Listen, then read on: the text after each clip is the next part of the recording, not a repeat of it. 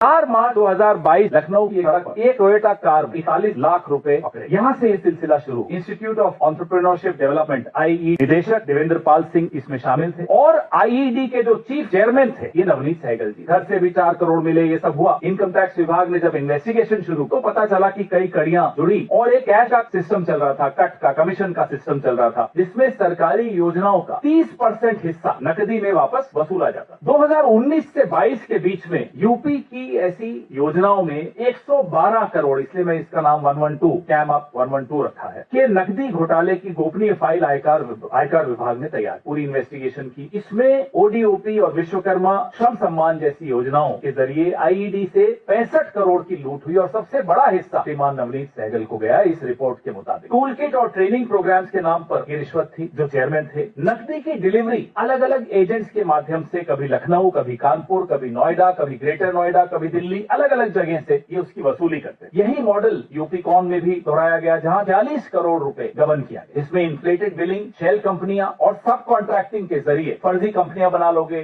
किसी को कहोगे भाई आप ठेकेदार बनो, फिर इन्फ्लेटेड बिलिंग होगी, पैसा वापस नकद अफसरों को मिल जाए। 21 करोड़ का संदिग्ध निवेश एक ऐसी कंपनी में हुआ जिसमें नवनीत सहगल जी के बेटे डायरेक्टर। सब कुछ सामने हो रहा है। प्रधानमंत्री को मालूम नहीं है, ये हैरानी की बात है। अगर मालूम होता तो शायद प्रसार भारती का चेयरमैन नहीं बनाती। अगर प्रधानमंत्री को पता था फिर भी इन्हें प्रसार भारती का चेयरमैन बनाया, तो सोचिए ये तार कहां तक जुड़ी हुई है। सोचिए इसमें कौन कौन शामिल है। सोचिए नवनीत सहगल को आशीर्वाद सिर्फ लखनऊ का नहीं, दिल्ली का भी है। और अब आप ही लोग चर्चा कर रहे हैं कि ये प्रधानमंत्री कार्यालय में, अभी तक आपका रिमोट कंट्रोल हिरेन जोशी के हाथ में था, सुना है अब आप लोगों का रिमोट कंट्रोल इनके हाथ में आने वाला है। बधाई हो आप। दिसंबर 2022 में आयकर विभाग ने यह रिपोर्ट यूपी सरकार को भेजी और लोकायुक्त को भेजी। लोकायुक्त कहते हैं साहब हमें रिपोर्ट नहीं मिली। आप लोगों को तो तुरंत सुबह मैसेज आ जाता, सुना है 12-15 एंकर्स के साथ कॉन कॉल भी होती कि आज राहुल गांधी पर ये हमला बोलना है, आज नेहरू जी के लिए ये बोलना है। लेकिन 254 पेज की रिपोर्ट भारत सरकार के आयकर विभाग द्वारा उत्तर प्रदेश सरकार और लोकायुक्त को भेजी जाए और लोकायुक्त को मिले ही नहीं, ये भी चमत्कार यहीं हो। मोदी है तो मुमकिन है। इसी आयकर अधिकारी की मुख्तार अंसारी पर की गई रिपोर्ट बिजली की गति से सरकार के पास पहुंची, लेकिन ये रिपोर्ट नवनीत सहगल वाली किसी बुलडोजर के नीचे ये शायद फाइल आ गई। आगे की बेशर्मी देखिए। जिस घोटाले की जांच होनी चाहिए, जिसको प्रदेश में भ्रष्टाचार के प्रसार के लिए कटघरे में खड़ा करना चाहिए, उसको रिटायरमेंट के कुछ दिनों में बाइज्जत आप लोगों पे कंट्रोल करने के लिए, आप लोगों में से कुछ हमारे साथी हैं जिनको करोड़ों की सैलरी पे अपॉइंट करने का काम दिया गया प्रसार भारती का चेयरमैन। तो जो एक डबल इंजन की सरकार है उसका एक पिस्टन है, वो पिस्टन ये नवनीत सहगल। अब इससे साबित होता है लखनऊ में भी ये महत्वपूर्ण पिस्टन थे और दिल्ली में भी महत्वपूर्ण पिस्टन रहे हैं। अब क्यों हटाया हमें नहीं मालूम और वापस क्यों बुला रहे हैं, अगर बुला रहे हैं तो हमें नहीं मालूम। क्यों पीएमओ, सीएमओ सब इन पर मेहरबान।